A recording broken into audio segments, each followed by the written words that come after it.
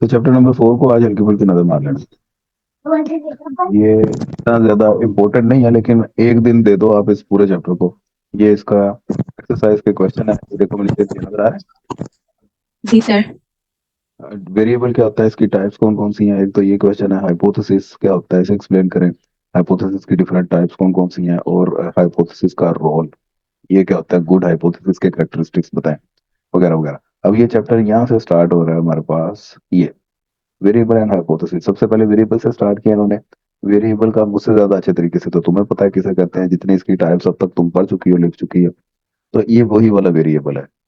अब ये वेरिएबल की डेफिनेशन आ गई, उसके बाद इसके टाइप्स आ गए, डिपेंडेंट इंडिपेंडेंट का फर्क। ये इधर आके भी हमने याद करना है, तो फिर अफसोस हुआ हमें। ये जी। डिपेंडेंट इंडिपेंडेंट देख लिए, और इंडिपेंडेंट की कुछ एग्जांपल्स, और उनका डिपेंडेंट, ये मतलब क्वांटिटी डिमांड, इसके इंडिपेंडेंट ये बन सकते हैं। कंजम्पशन है, उसका इंडिपेंडेंट ये बन सकते हैं। एक होता है okay moderating sir. Variable. Moderating variable एक ऐसा वेरिएबल है जिसका इम्पैक्ट इतना ज्यादा तो नहीं होता, लेकिन मॉडरेट सा इम्पैक्ट होता है। उसको इंक्लूड कर दें तो आपका जो रिलेशनशिप है वो या तो जरा वीक हो जाएगा या स्ट्रोंग हो जाएगा। ठीक है, साइड हीरो जिन्हों कई दफा फिल्म चलता है ना जिस तरह, तो जी। उसका इतना ज्यादा इम्पैक्ट तो नहीं होता, मेन हीरो तो नहीं है ये, लेकिन इसके बीच में इंक्लूड करने से जरा कहानी में थोड़ी सी जान आ जाती है। मॉडरेटिंग वेरिएबल उसको कहते हैं। अब moderating variable is second best independent variable, that is included because it is believed to have a significant contribution on the originally stated relationship। अब इसकी ये एग्जांपल लिखी हुई है, ये कहता है कि अगर आप जीएनपी चेक करें तो हो सकता है डेवलपिंग नेशन की जीएनपी की वैल्यू काफी हाई निकले, अगर आपने मॉडरेटिंग वेरिएबल बीच में ऐड नहीं किया हुआ। अगर आपने बीच में मॉडरेटिंग वेरिएबल ऐड कर दिया, फर्ज करें ये मॉडरेटिंग वेरिएबल है, तो ये मॉडरेट वेरिएबल इंक्लूड करने से इस जीएनपी की वैल्यू लो हो जाएगी, क्योंकि डेवलपिंग नेशन में एक्सपोर्ट कम होती है, इंपोर्ट ज्यादा होती है। तो इन दोनों को माइनस करेंगे तो आंसर आएगा आपका माइनस में। तो माइनस का मतलब है इन तीनों वैल्यूज में इसकी वैल्यू माइनस होगी, तो ये निकालेंगे तो जीएनपी ऑटोमेटिकली कम हो जाएगा। Yes sir. तो मॉडरेटिंग वेरिएबल ने क्या किया, जीएनपी को कम कर दिया जब आपने इसको इंक्लूड नहीं किया था। y इक्वल टू दिस है, तो इस केस में जीएनपी की वैल्यू ज्यादा। तो इस तरह से ये बहुत ज्यादा अफेक्ट कर सकता है। एक्सट्रेनियस वेरिएबल, एक्सट्रेनियस वेरिएबल ये भी अपना एक इन्फ्लुएंस डालता है, इसका भी इन्फ्लुएंस इतना ज्यादा नहीं होता, लेकिन ये किसी इंडिपेंडेंट वेरिएबल पे इन्फ्लुएंस अपना डाल सकता है। ठीक है, या वो किसी एक आधे इंडिपेंडेंट पे डाल देगा या डिपेंडेंट पे डाल देगा। तो सभी इंडिपेंडेंट वेरिएबल पे इसका इन्फ्लुएंस नहीं आता, किसी एक आधे पे आ जाता है।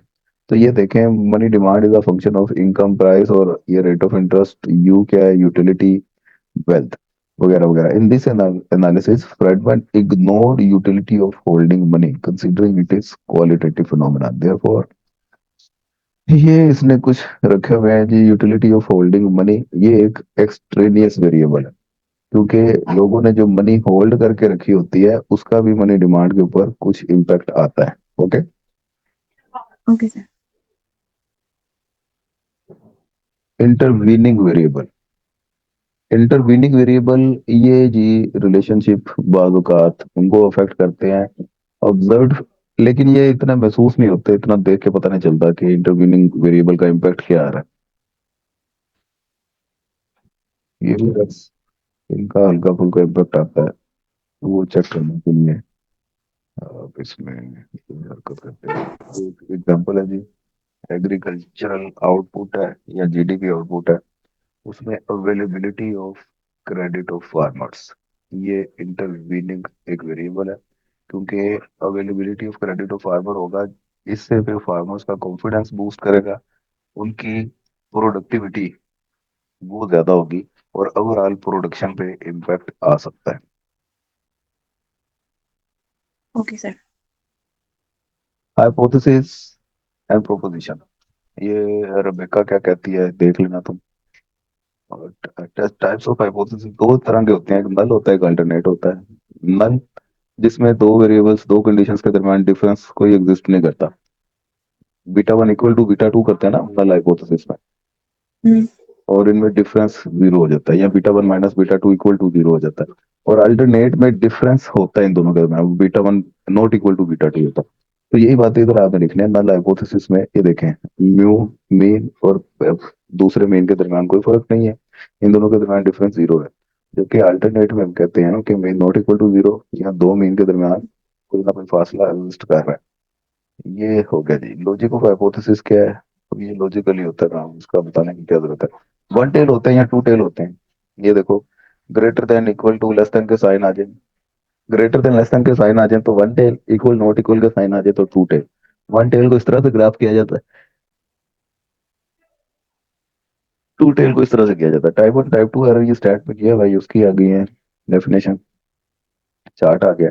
और इसकी हाइपोथेसिस की इंपॉर्टेंस है, एक आधी बार सिर्फ रीड कर लेना, टेंशन नहीं लेने ज्यादा, ये इसके करेक्टरिस्टिक आ गया। गुड हाइपोथेसिस किसे कहते हैं? ये जो कॉमन सेंस की बातें हैं, रिसर्च गुड किसे कहते हैं? वही हाइपोथेसिस की बातें हैं। हाइपोथेसिस भी गुड उसे कहते हैं जो क्लियर हो, आसानी से समझ आ जाए, टेस्ट उस पे अप्लाई किया जा सकता हो, प्रिडिक्ट करे अपने राइवल्स से वो बेटर हो, और adequacy for its purpose, simplicity हो, सारा कुछ आसानी से समझ में आ जाए, वगैरह वगैरह। इन तमाम पॉइंट्स को इन्होंने फारसी जुबान में एक्सप्लेन किया, बस उसको पढ़ लेना है। आगे क्या है? टेस्ट ऑफ हाइपोथेसिस ये रहने दो। Okay sir. प्रॉब्लम क्या है इसकी? Define problem.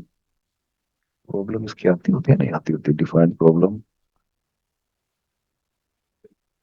एक दिन आते हैं ये काम। लो, ये एक बार रीड कर लेना, इधर से शुरू होते सारे खत्म भी हो गए।